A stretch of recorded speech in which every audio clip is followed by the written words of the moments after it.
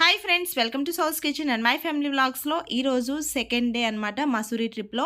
So ఇక్కడ డెహ్రాడూన్ నుంచి మసూరి వెళ్ళడానికి ఇక్కడ బస్ స్టాప్ అయితే 300 మీటర్స్ దూరంలో ఉంటుందన్నమాట.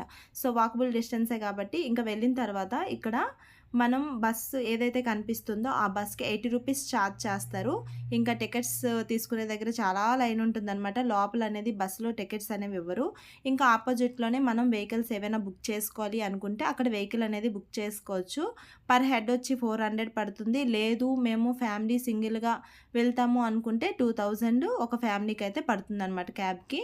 ఇంకా మనకి వెళ్ళాలి నార్మల్గా మాకు మేము వెళ్ళగలము అనుకుంటే ఇది 40 km వస్తుందన్నమాట. ఇంత కిలోమీటర్కి ఇంత అని చెప్పి మనకి ఎలక్ట్రికల్ బైక్స్ కానీ అలాగే నార్మల్గా Splendor, next Passion Plus, next Pulsar, ఏ బైక్ మనకి రాయల్ ఛాలెంజ్ బైక్ని బట్టి మనకి కాస్ట్ అనేది పడుతుందనమాట.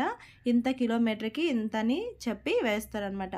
సో ఫైనల్గా మేమైతే ఇప్పుడు ప్రస్తుతానికి 8,000 ఫీట్ పైన అయితే ఉన్నామన్నమాట. ఇంకా పైకి అయితే వెళ్తున్నాం. సో మేమైతే కార్ అయితే బుక్ చేసుకున్నాం కదా, ఆ కార్లో హ్యాపీగా మా పిల్లలకి ఎటువంటి వామిటింగ్స్ కానీ మాకు కానీ ఏమీ లేకుండా చాలా చక్కగా హ్యాపీగా అయితే పై వరకు అయితే రీచ్ అవుతున్నాము.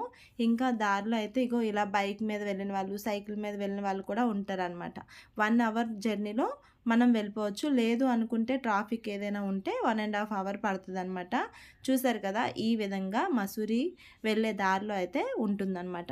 సో ఫైనల్గా మీకు మసూరి ట్రిప్ వీడియోస్ ఏవైనా కావాలనుకుంటే వీడియోస్ని స్కిప్ చేయకుండా కంటిన్యూ చేసండి. అలాగే ఎవరైతే నా వీడియో ఫస్ట్ టైం చూస్తున్నారో వాళ్ళైతే సబ్స్క్రైబ్ చేసుకోవడం మర్చిపోకండి.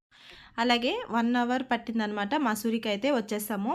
ఇంకా ఇక్కడ ఏంటంటే మసూరి వచ్చిన తర్వాత రూమ్ అనేది తీసుకోవాలన్నమాట.